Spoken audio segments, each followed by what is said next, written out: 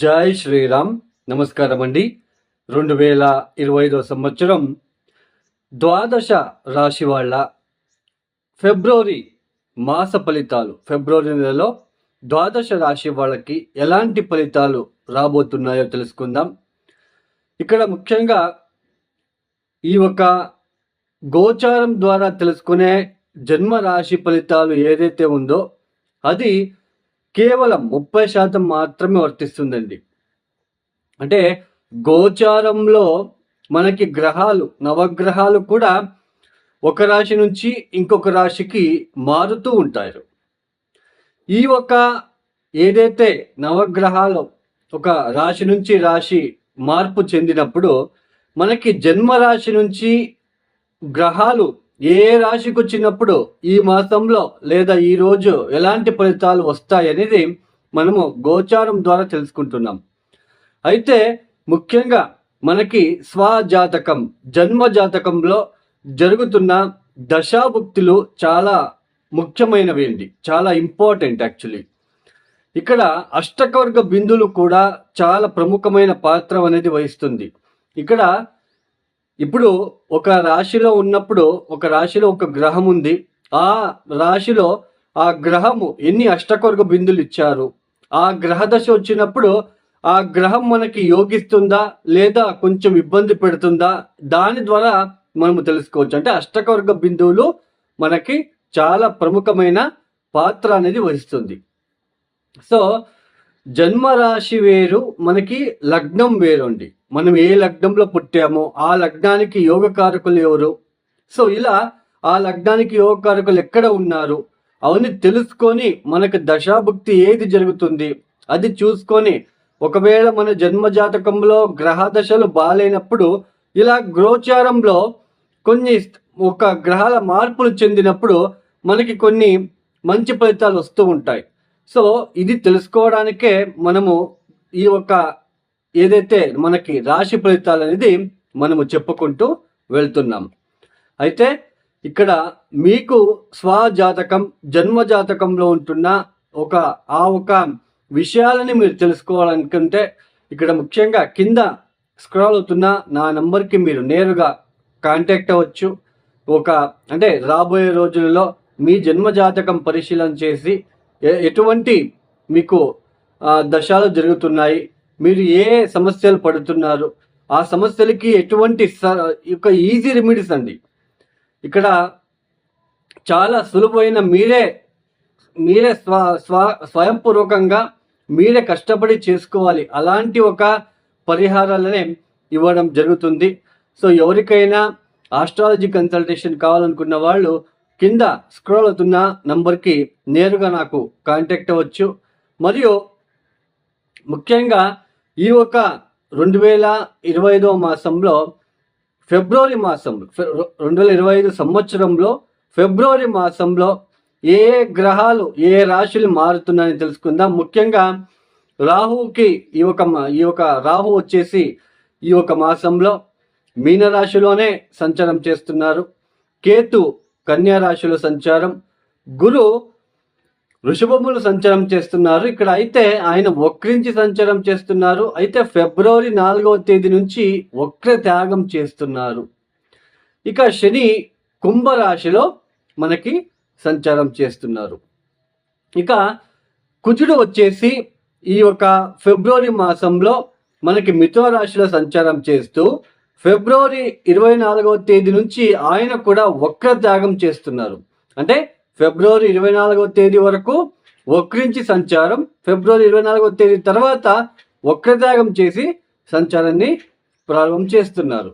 ఇక్కడ ముఖ్యంగా సూర్యుడు వచ్చేసి ఫిబ్రవరి 12వ తేదీ నుంచి కుంభరాశిలో సంచారం చేస్తున్నాడు. బుధుడు ఫిబ్రవరి 11వ తేదీ నుంచి ఆయన కుంభరాశిలో సంచారం, తర్వాత ఫిబ్రవరి 27వ తేదీనే ఆయన బుధుడు నెక్స్ట్ ఇంటికి మారబోతున్నాడు, అంటే మీనరాశికి వెళ్ళి సంచారం ప్రారంభం చేస్తున్నారు.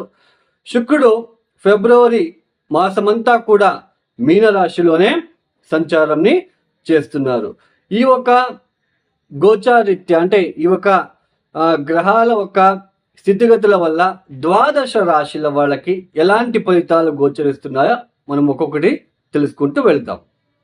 ఇక 2025 సంవత్సరంలో ఫిబ్రవరి మాసంలో మేషరాశి వాళ్ళకి ఎలాంటి ఫలితాలు గోచరిస్తున్నాయని తెలుసుకుందాం. ఈ మేషరాశి వాళ్ళకి ముఖ్యంగా ఈ ఒక మాసంలో అంటే ఫిబ్రవరి 4వ తేదీ నుంచి గురు వక్రత్యాగం చేస్తున్నారు. ఇది చాలా ప్లస్ పాయింట్గా మారుతుంది. ఈ ఒక ఏదైతే ఈ కుటుంబపరమైన అంశాలలో ఏదైతే ఇబ్బందులు పడుతూ వస్తున్నారో, లేదా ఆర్థిక విషయంలో ఏదైనా ఇబ్బందులు పడుతూ ఉన్న వాళ్ళకి కొంచెం ఈ ఒక ఈ కుటుంబ పరంగా, ఆర్థిక పరంగా కోలుకునే ఒక అవకాశాలు మనకి కలిసి వస్తాయని తెలుసుకోవచ్చు. అంటే కుటుంబ పరంగా, ఆర్థిక పరంగా కొన్ని ఇబ్బందులు, ఒడదొడుకులు ఏవైతే ఫేస్ చేస్తున్నారో, ఎందుకంటే గురువు వక్రించాడు. గురువు ద్వితీయ స్థానంలో వక్రించినప్పుడు ఈ యొక్క కుటుంబ పరంగా, ఆర్థిక పరంగా కొన్ని మనస్తాపాలు కావచ్చు, కొన్ని తెలియని ఒక ఆవేదన లాంటిది, ఇబ్బందులు లాంటివి వచ్చి ఉండే అవకాశాలు ఉంటాయి.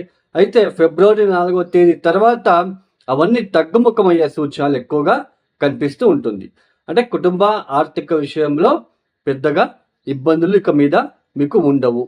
తర్వాత ఇక్కడ ముఖ్యంగా మీ రాష్ట్రాధిపతి తృతీయ స్థానంలో మనకి ఫిబ్రవరి 24వ తేదీ వరకు కూడా ఆయన వక్రించి సంచారం చేస్తుంటాడు. ఇక్కడ ముఖ్యంగా నవమ స్థానాన్ని వక్రించిన కుజుడు చూడడం అనేది, తర్వాత ఈ యొక్క ఫిబ్రవరి 12వ తేదీ తర్వాత సూర్యుడు శనితో కలవబోతున్నాడు. పంచమాధిపతి, లాభాధిపతి, అంటే మీకు పంచమాధిపతి ఎవరు? మేషరాశి వాళ్ళకి సూర్యుడు, లాభాధిపతి అంటే శని, ఇద్దరు కూడా కలవబోతున్నారు. ఇక్కడ ముఖ్యంగా మీకు ఈ యొక్క మాసంలో ఫిబ్రవరి 2 వారాలు అంటే మొదటి 2 వారాలు చాలా మంచి ఫలితాలు, చాలా మీకు కూల్గా అనేది కాలం అనేది గడిచిపోతూ ఉంటుంది. 3వ వారం, 4వ వారం మాత్రము ఇక్కడ పితృవర్గీయులకి, అంటే మీ యొక్క తండ్రి తరపున బంధువులు కావచ్చు, మీ పెదనాన్న కావచ్చు, చిన్నాయన కావచ్చు, ఇట్లా వాళ్లకు కొద్దిగా ఇబ్బందులు వచ్చే సూచనలు ఎక్కువగా ఉంటాయి. ఈ పంచమాధిపతి, ఈ యొక్క లాభాధిపతి శని సూర్యుడు కంజక్షన్ అవుతున్నారు లాభస్థానంలో. కాబట్టి ఈ యొక్క తండ్రికి సంబంధించిన విషయంలో, మీ తండ్రికి ఆరోగ్యం విషయంలో, లేదా మీ తండ్రికి అన్నదమ్ములు కావచ్చు, వాళ్ళకి ఏదైనా ఇబ్బందులు తలెత్తే సూచనలు ఈ ఒక మాసంలో 3వ, 4వ వారంలో కనిపిస్తూ ఉంటుంది. తర్వాత ఈ పంచమాధిపతి వెళ్ళి శనితో కలవడం అనేది ఇద్దరు కూడా ఇక్కడ ఏంటి అంటే పంచమ స్థానాన్ని చూస్తూ ఉంటారు. కాబట్టి సంతానానికి సంబంధించిన విషయంలో కొన్ని ఒడదొడుకులు వచ్చే సూచనలు ఉంటాయి. అంటే సంతానం మీ మాట వినకపోవడము, లేదా సంతానానికి ఆరోగ్య సమస్యలు, వాటి వలన ఎక్కువ ఖర్చులు పెరగడము.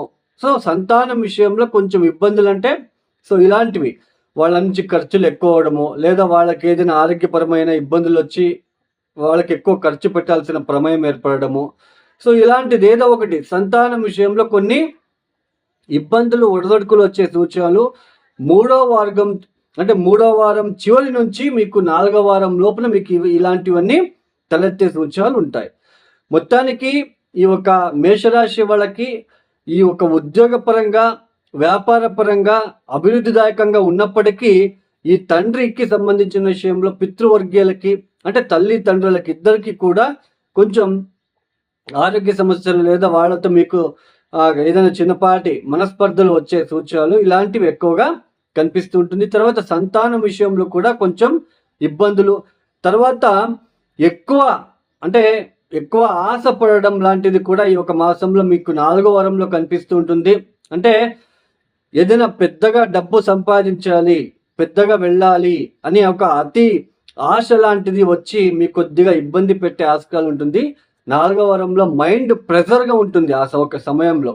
ఫిబ్రవరి 4వ వారంలో అలాంటి సిచ్యుయేషన్, ఎందుకంటే శని మరియు సూర్యుడు డీప్ కంజక్షన్ అవ్వబోతున్నారు, ఒకే డిగ్రీలో సంచారం అనేది జరుగుతుంది. కాబట్టి సో ఇలాంటివి 4వ వారం నుంచి మీకు మార్చు మొదటి వారం వరకు కూడా ఇలాంటివి ఎక్కువగా మీకు కనిపిస్తూ ఉంటుందనే తెలుసుకోవచ్చు. తర్వాత ఇక్కడ మేషరాశి వాళ్ళకి ఈ ఒక మాసంలో కొత్తగా వ్యాపారం చేయాలనుకున్న వాళ్ళకి ప్లస్గా ఉంటుంది, బాగుంటుంది. తర్వాత ఇక్కడ ముఖ్యంగా పెట్టుబడి పెట్టే విషయంలో జాగ్రత్తగా ఉండండి, ఇన్వెస్ట్మెంట్ విషయంలో జాగ్రత్తగా ఉండండి.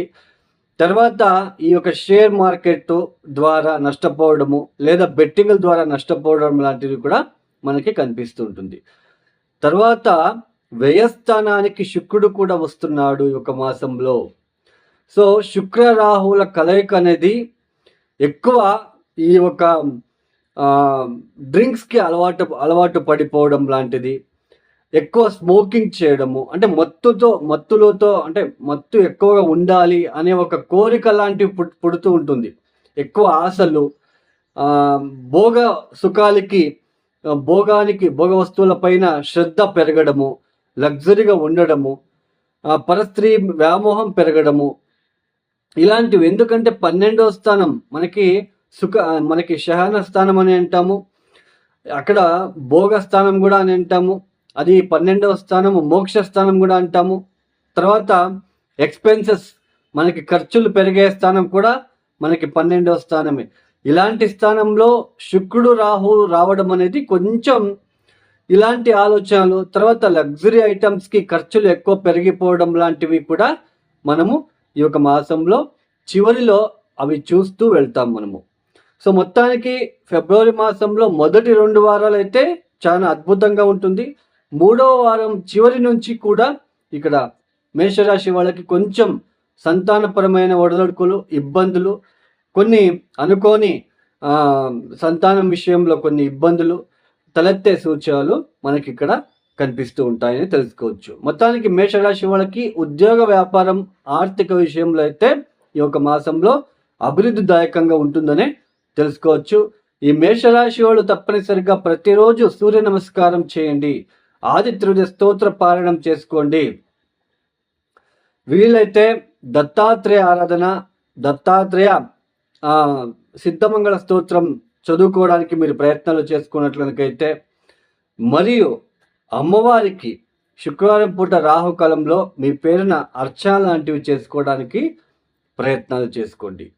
ఈ యొక్క వీడియో మీకు నచ్చితే లైక్ చేయండి, షేర్ చేయండి, సబ్స్క్రైబ్ చేసుకోండి. సర్వే జనో సుఖినో భవంతు. ధన్యవాదములు.